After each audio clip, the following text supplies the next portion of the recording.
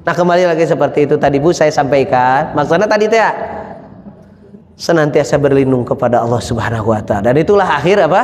Akhir zaman begitu. Nah kembali lagi Pak, kalau tadi. Jadi sahabat mengatakan amin kilatinah nu yaumaidin ya Rasulullah. Kenapa kami ini seolah-olah lemah wahai Rasulullah? Apakah karena jumlah kami sedikit? Kata Rasul, bal antum katsirun, tidak, jumlah kamu banyak.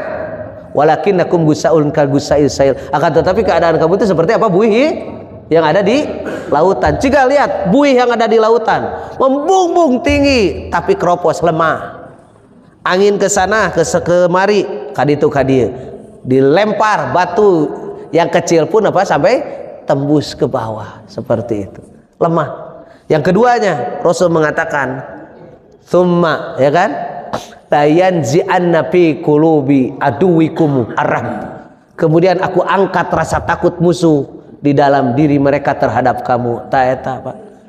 Jadi baheula mah lamun perang jeung kaum mukminin teh 1 bulan sebelum perang mereka itu sudah kalang kabut, bingung bagaimana menghadapinya.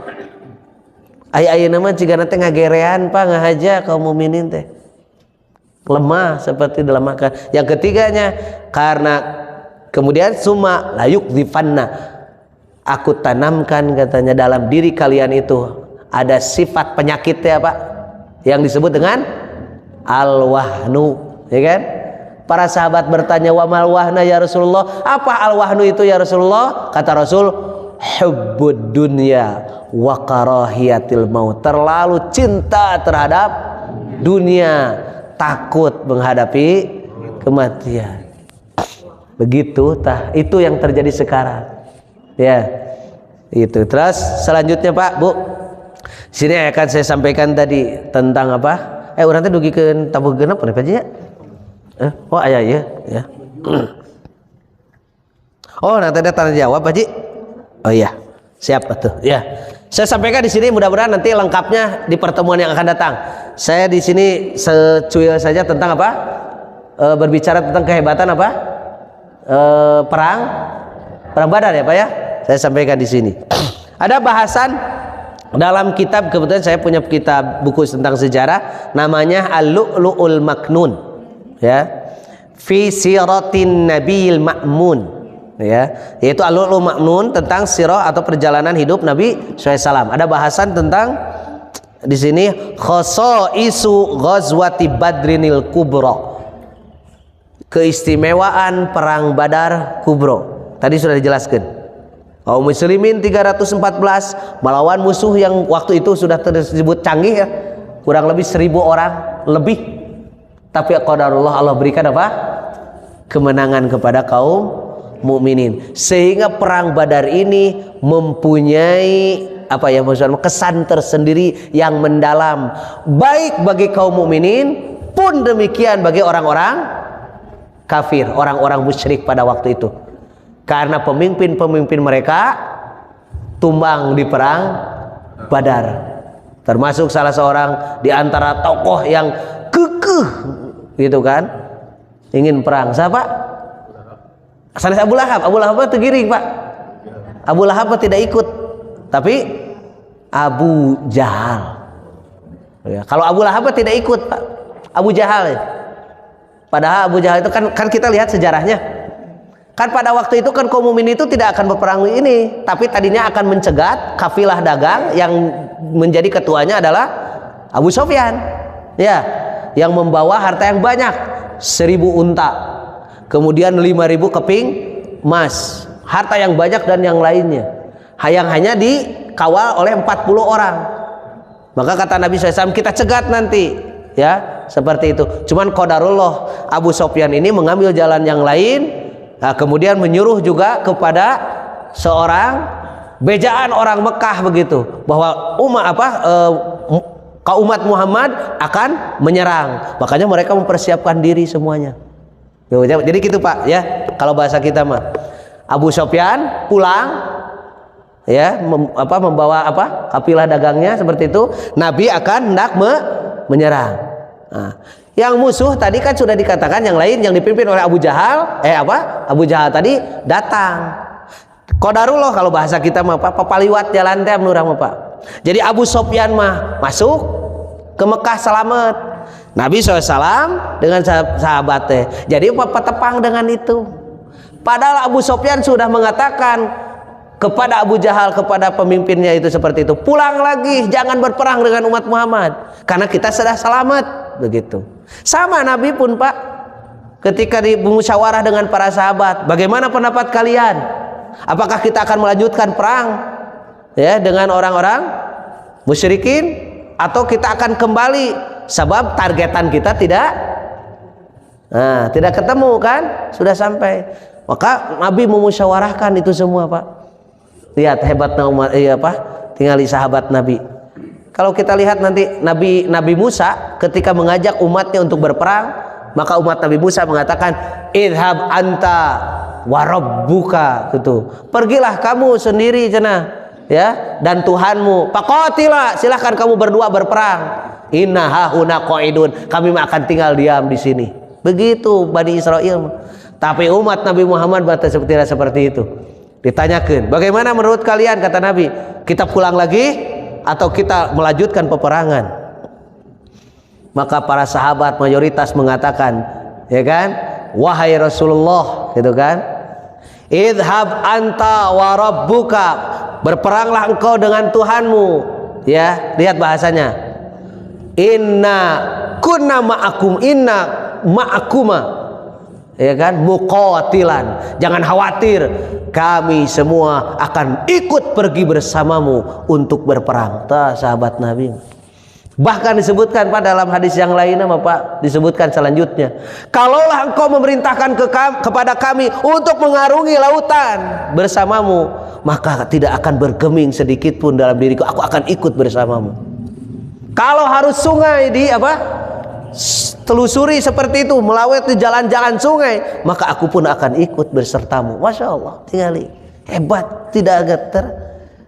Tersian itu musuh, tuh, Masya Allah, ya kan, hebat tetap para sahabat ya Pak, heroiknya. Akhirnya terjadi seperti itu. Tak Abu Jahal teh atau diwartosan ku itu teh kembali lagi cenah, karena kita mah tidak kepentingan berperang, tapi tadi teh dengan kesombongan teh Pak, merasa diri umat Muhammad betebogana naon, jumlahnya sedikit, sementara kita orang-orang ahli perang hungkul memaksakan diri untuk itu Pak. Masya Allah, nantilah Bapak akan lihat. Saya sampaikan aja sedikit tentang khosoisnya. Pertama, ana man syahidaha yunsabu ilaiha. Keutamaan perang Badar itu pertama, bahwa orang yang mengikuti perang Badar ini dinisbatkan kepada perang Badar ini. Misalnya kayak begini, orang yang pernah ikut perang Badar mah ada sebutan khusus, Al-Badriyu, gitu. Al-Badriyu tenon alumni perang Badar, dan ini menjadi sebutan yang sangat-sangat istimewa. Jadi kalau disebut Al-Badriyu ada kebanggaan tersendiri. Kalau kita mah pakai pejuang 45 gitu. Ya, padahal bisa jadi berjuang nanti buatan di tahun 40, tahun 4 hiji gitu kan, ngan terkenalna 45. Ini pejuang 45. Sek nu hiji teh abi mau 43 teu kasebut 43. Padahal sarua kan perjuangan atanapi mun kamari mah dina reformasi mah tahun sabaraha reformasi? 98, ya kan? Alumni 98 menjadi kebanggaan, gitu kan? Soalnya 87 nama Krismon moneter, begitu kan? Abdi mah 87, moneter kan begitu ya, kan? Ya, ada seperti itu. Orang yang ikut perang Badar mah disebut Al-Badri. Orang yang ikut perang Badar. Perang yang lain mah tidak disebut Pak. Orang yang ikut perang Uhud tidak disebut Uhudiyun, tidak disebut begitu. Khusus perang Badar. Satu, maka menjadi kebanggaan. Kedua, ya, kita bahasa ini canak engalna, anaman syahidaha, bahwasanya orang yang mengikuti perang Badar minal muslimin, di antara orang muslim itu adalah hum afdalul muslimin, merekalah orang muslim yang paling utama, yang paling hebat di antara yang ada. Gitu ya. Ketika dikatakan di sini Pak, ya, ma ta'udduna ahla badrin fikun, apa yang kamu semaikan, sebutkan kepada orang-orang yang mengikuti perang Badar, maka Nabi SAW mengatakan min afdolil muslimin, merekalah orang-orang muslim yang paling top, yang paling hebat. Dua, ketiga, Ana man syahidaha, barang siapa sesungguhnya orang yang mengikuti perang Badar tersebut, kutibat lahul magfirah ila yaumil qiyamah. Luar biasa nanti Pak. Karena orang yang mengikuti perang Badar ini telah dihapuskan dosa-dosanya sampai hari kiamat. Tinggalin.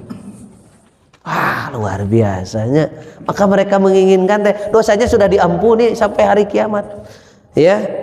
Faqad ahraja Syaikhon, ada dalam hadis riwayat Bukhari dan Muslim dikatakan, gitu kan? Ada seorang sahabat ketika Nabi SAW akan datang membebaskan kota Mekah, ya. Sahabat itu namanya Hatib bin Abi Balta'ah. Namanya juga manusianya. Kita punya saudara di Mekah, orang kaum mukminin mau membebaskan Mekah, menulis surat kepada saudaranya di sana. Berhati-hatilah menurut gitu Pak. Kaum muslimin mau datang ke sana, itu kan, selamatkan dirimu. Pokoknya begitu, seperti itu. Bukan mengkhianati, bukan, tapi ngabejaan dulurna di sana, gitu. Maksudnya ulah melawan, ulah sabar, pokoknya menyerah saja seperti itu. Akhirnya surat itu kepenak Pak, Ali bin Abi Thalib kalau tidak salah, ketemu oleh pokoknya kaum muslimin, disodorkan kepada Rasul. Wahai Rasul, ini ada surat dari Hatib bin Abi Balta'ah. Ini hebat Pak, tinggali. Ya, ketika disodorkan kepada Rasul, apa yang dikatakan oleh Umar? Lihat, kata Umar, faqala Umar mengatakan, innahu qad khana Allah wa rasulahu. Wahai Rasulullah, sesungguhnya dia telah berkhianat kepada Allah dan Rasulnya. Kemudian beliau mengatakan, ya, wal mu'minin, kepada orang-orang mukmin juga, pada'ni fa'adrib unuqahu. Dia kan cara Rasul orang tek tah ieu nah beheung na Umar mah kitu unggul Pak.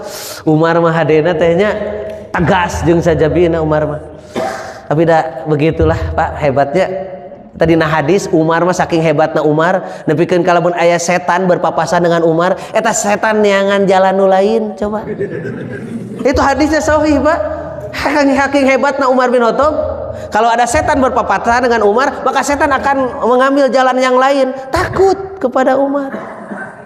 Tapi aya nu leuwih hade tibatan Umar, saha pamajikanana. Iya diterangkeun dina hadisna, ada sahabat istrinya itu cerewet. Jadi geus ayahnya tiba heula bunyan nu cerewet teh. Jadi ada seorang sahabat istrinya cerewet, aduh lieur meureun. Akhirnya mau mengadu ke Umar bin Khattab. Mau diadukan ke Umar bin Khattab, bagaimana nih solusinya istri seperti itu. Ternyata begitu masuk ke rumah Umar, cing horeng ditinggali, Umar wae keur dicarekan ku pamajikanana.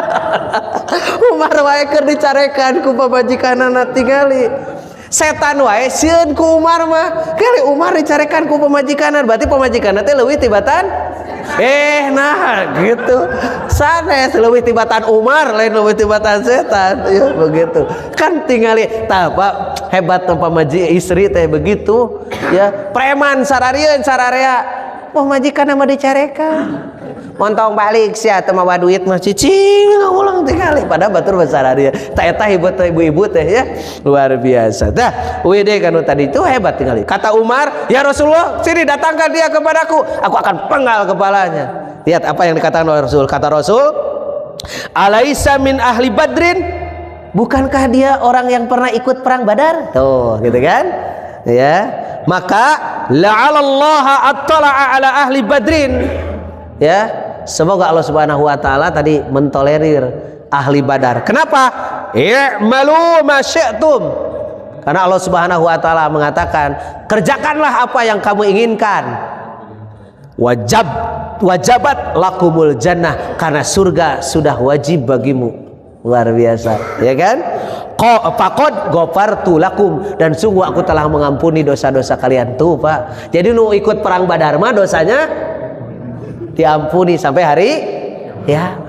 Luar biasa, mantap arato gitu kan. Oke, berapa tadi teh? Hiji poho, kedua teu inget biasa gitu. Dari pengajian mah gitu aja, hiji poho Haji, dua teu inget, katilu lebeng biasanya kayak gitu kan. Seperti itu. Nah, aku mau ibu-ibu mah di ditu tempat abdi mah kawatos teh. Kadang-kadang ngawas teh sok barho teh ya, begitu bubar poho. Di dia mah pan alhamdulillah jamaah di dia mah nya can bubar geus paroho. Oke, satu lagi Mas saya sampaikan. Apa keistimewaan yang ada di perang Badar ini? Annal malaikata qatalat fiha. Sesungguhnya malaikat ikut berperang di dalamnya. Itu pas salah satu keistimewaannya, ya kan? Sehingga luar biasa. Kam min fi'atin qalilatin ghalabat fi'atan katsiratan biidznillah. Berapa banyak jumlah yang sedikit bisa mengalahkan jumlah yang banyak dengan izin Allah. Itu baru khosoisnya, keistimewaannya. Nah nanti bagaimana perjalanannya insya Allah di lain kesempatan ya Pak ya. Ini biar menggugah semangat kita saja ya Bu ya. Semuanya semangat semuanya. Oke, takbir. Mau semangat lalaunan kene ya. Cing tarik sekali ini cing tarik. Takbir. Sengaja saya sampaikan ini biar apa? Menambah apa? Giroh perjuangan Pak. Maaf. Terus selanjutnya pelajarannya begini. Bagaimana posisi kita dibandingkan dengan para sahabat yang luar biasa. Ya, insya Allah nanti kita akan sampaikan kisah-kisah para sahabat Nabi, orang-orang yang memang sudah mencatat tinta emas di dalam sejarah Islam, sehingga Islam ini salah satu di antaranya apa kan? Membahasa Sunda mah nanjir sampai sekarang. Ya, barangkali itu saja untuk kajian kita pada kesempatan ini. Mudah-mudahan apa yang saya sampaikan berguna, bermanfaat, khusus untuk saya pribadi, umum bagi kita semua. Mohon maaf Pak, banyak kesalahan, kekhilafan, bau ucap atau perbuatan. Mudah-mudahan Allah mengampuni segala dosa-dosa kita semua ya. Subhanaka Allahumma wa bihamdika asyhadu an la ilaha illa anta astaghfiruka wa atubu ilaika. Aqulu qouli hadza wa astaghfirullaha li wa lakum. Assalamualaikum warahmatullahi wabarakatuh.